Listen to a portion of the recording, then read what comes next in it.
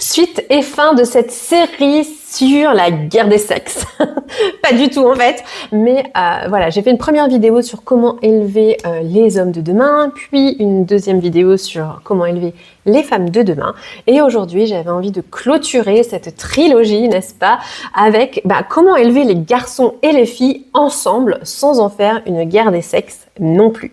Voilà. L'idée, c'est de clôturer un petit peu tout ça pour finalement se rassembler et au lieu de se regarder peut-être mutuellement avec un regard méfiant ou un regard blessé, eh bien de se dire, mais en fait, comment on fait pour élever les deux ensemble parce que en fait, il y a quand même beaucoup de discours aussi aujourd'hui, maintenant, grâce au féminisme aussi, mais qui peut être vu un petit peu de façon trop extrémiste. C'est qu'on dit aux filles qu'elles doivent se protéger des hommes, et de l'autre, certains garçons grandissent en pensant que les femmes sont contre eux, parce qu'il y a vraiment un gros décalage, notamment quand on est jeunes adultes et qu'on commence à vivre ensemble avec la charge mentale, etc. Et en fait, on se retrouve avec deux camps qui se méfient l'un des autres. Mais dans la vraie vie, les garçons et les filles vont travailler ensemble, ils vont vivre ensemble, ils vont parfois former des couples, ils vont élever des enfants ensemble. Et du coup, comment est-ce qu'on fait pour élever des garçons et des filles qu'on leur apprend à vivre ensemble sans guerre des sexes? Parce qu'en fait, tu l'as déjà entendu chez moi, je suis très portée sur le fait d'éduquer de façon intentionnelle nos enfants, c'est-à-dire d'avoir un objectif de structuration de nos enfants derrière nos actions éducatives. Tu l'as déjà entendu par les questions et par les vidéos que tu as vues de moi. Je ne vais pas aller plus loin là-dessus parce que voilà, ça voudrait une autre vidéo. Mais du coup, si on ne transmet pas des choses de façon consciente et intentionnelle, eh bien, c'est la société ou les copains ou les vidéos qui vont le faire à notre place. Et en fait, si tu veux être maître, ou en tout cas si tu veux apprendre à tes enfants à développer son esprit critique et à faire ses choix éclairés, eh bien il y a besoin d'avoir ce petit pied de décalage sur ce que la société nous offre. Et du coup, on a été élevé, alors je sais pas toi, mais moi dans la cour de récré, c'était la rivalité entre les garçons et les filles. Les garçons devaient être forts, dominants, compétitifs, gagner, et les filles devaient être douces, serviables, adaptables et rendre des services. Et aujourd'hui, heureusement, ces rôles évolue, mais l'idée c'est que parfois on peut tomber dans l'excès inverse en fait. Certains discours vont dire aux filles les hommes sont le problème et certains discours vont dire aux garçons en fait les femmes veulent prendre votre place. Et résultat en fait on fabrique de la méfiance au lieu de la coopération. Donc l'objectif éducatif c'est pas que les garçons et les filles deviennent identiques, c'est de révéler les sensibilités différentes. Le but, c'est d'apprendre à chacun le respect mutuel, la collaboration et surtout la compréhension de l'autre, l'empathie. Autrement dit, qu'on voit l'autre comme un partenaire, comme un coéquipier, comme un collaborateur et pas comme un adversaire. Voilà, ce qui explique d'être très au clair sur qui on est en tant que fille, qui on est en tant qu'homme, qui on est en tant que femme d'ailleurs plutôt. Et du coup, regarde les vidéos précédentes si tu veux être intéressé sur ce sujet, mais ça demande d'avoir aussi déjà pris conscience et d'avoir entamé des conversations. Donc pour moi, la première chose fondamentale à transmettre, c'est simple, c'est chaque personne a une dignité, garçon ou fille. Et cette dignité, du coup, on va forcément passer par le consentement. Il a le droit au respect de son corps, au respect de ses limites et au respect de la parole de l'autre. Et c'est très frappant parce qu'encore ce matin, j'ai eu une dispute de mes enfants. Et en fait, beaucoup de disputes de mes enfants, donc ils sont en apprentissage, donc c'est ok, je suis en train de régler ça. Mais en fait, beaucoup de disputes, je vois, et de cris sont issus du fait qu'on a censuré la parole d'un. Par exemple, ce matin, ils devaient se mettre à 4 pour refaire le tableau des tâches de la maison parce qu'il a été rayé dans tous les sens, il est déchiré, il est sale. Bref, il faut refaire ce tableau, le remettre à jour. Et je leur ai dit, allez-y, faites-le ensemble, etc. Et en fait, une dispute a éclaté parce qu'ils n'étaient pas d'accord. Et c'est pas dans le sens où ils n'étaient pas d'accord, c'est parce qu'en amont, la personne qui voulait exprimer de pourquoi elle avait fait ce choix-là n'a pas pu le faire. On l'a censuré, un de mes autres enfants l'a censuré, ne voulait rien savoir. Il voulait juste la solution tout de suite, c'était de changer son nom à un certain jour parce qu'il ne voulait pas. Et l'autre voulait simplement expliquer. Et en fait, ni l'un ni l'autre ne s'écoutaient. Et en fait, ça a géré une énorme frustration et du coup des cris et du coup une dispute dans la maison. Et très souvent, les disputes sont dues parce qu'en fait, on ne respecte pas la parole de l'autre et qu'on ne apporte pas une dignité significative à ce que l'autre a besoin d'exprimer.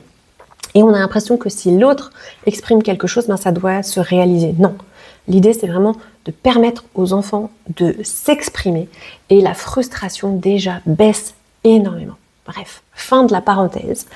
Voilà, d'où dans ma maison, c'est en chantier d'apprendre la dignité mutuelle. Donc j'ai assez confiance là-dessus, on va y arriver. Mais on est en plein travail sur ce sujet. Et le respect de la parole de l'autre fait partie de la dignité. Du coup, deuxième point, éduquer à la responsabilité relationnelle. Du coup, les relations ne sont pas simplement une question d'émotion, c'est aussi des compétences. Et donc les enfants doivent apprendre à écouter, à exprimer leurs besoins, à gérer des conflits, à réparer après une erreur. Et ces compétences sont essentielles pour les futurs adultes. Si tu veux une notion de responsabilité très claire, c'est je suis responsable de ce que je dis et comment je le dis. Voilà, de ce que je vais dire et comment je le dis. Et la personne en face est responsable de ce qu'elle fait avec ce que j'ai dit. Donc je suis responsable en gros de ne pas accuser l'autre, de le chercher à le comprendre, de ne pas l'insulter, etc. et d'exprimer de façon apaisée ce que j'ai à dire. Ça c'est ma responsabilité. Mais la responsabilité en face de l'autre, c'est le choix qu'elle fait avec mon discours. C'est-à-dire que c'est sa responsabilité si elle se sent offensée et c'est sa responsabilité d'aller chercher pourquoi elle a été offensée. C'est sa responsabilité de savoir si elle part dans l'accusation et que du coup elle va engendrer un conflit, c'est sa responsabilité à elle. Et ça c'est hyper important de savoir quelle est la responsabilité de chacun. C'est l'occasion peut-être d'en refaire une vidéo. Mais bref, voilà un petit peu. Autre point, comprendre les différences sans les caricaturer. Vraiment l'important c'est de savoir qu'on peut exprimer nos différences. Certains garçons vont exprimer davantage leurs émotions par l'action, par exemple, et certaines filles davantage leurs émotions par la parole. L'idée, c'est vraiment de comprendre qu'on peut percevoir le monde différemment. Donc, si tu n'étais pas là dans la dernière vidéo, je te remontre la tasse et va voir cette vidéo parce qu'il y a un exemple extrêmement concret sur notre perception du monde que j'ai faite avec cette tasse. Donc, vas-y, c'est hyper important. C'est un super exercice à proposer à nos enfants pour travailler la perception du monde. Bref. Et du coup, l'idée, c'est de comprendre ces différences et notre perception du monde sans les caricaturer, sans les minimiser, mais simplement de comprendre.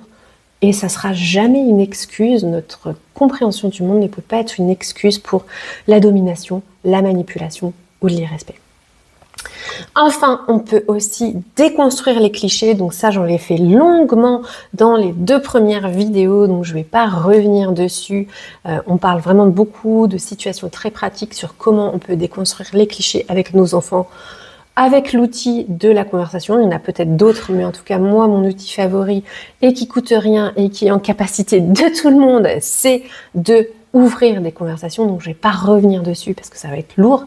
Si c'est le cas, tu peux aller regarder les vidéos précédentes sur ce sujet-là. Et enfin, l'idée, c'est d'apprendre la coopération. Dans une famille, les garçons et les filles doivent apprendre à coopérer. Et c'est du coup de ne pas faire de différence sur les tâches domestiques, d'accorder à chacun le même type de tâches et le même rythme de tâches. D'accord ? Donc par exemple, chez moi, bien en fait, chacun fait sa chambre, par exemple, il n'y a pas de différence. Chacun fait le même nombre de repas, chacun fait le même nombre de mises de table, de débarrassage, de vaisselle, voilà. Bon, après, pour les repas, parfois ça change un petit peu parce que il y a certains enfants qui aiment faire des repas et qui demandent à faire des repas supplémentaires. Donc ça fait partie du loisir, entre guillemets. Mais voilà.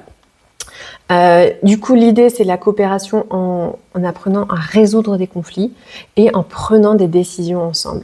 Oui, c'est plus long de prendre une décision ensemble, mais oui, on apprend énormément par ce biais-là.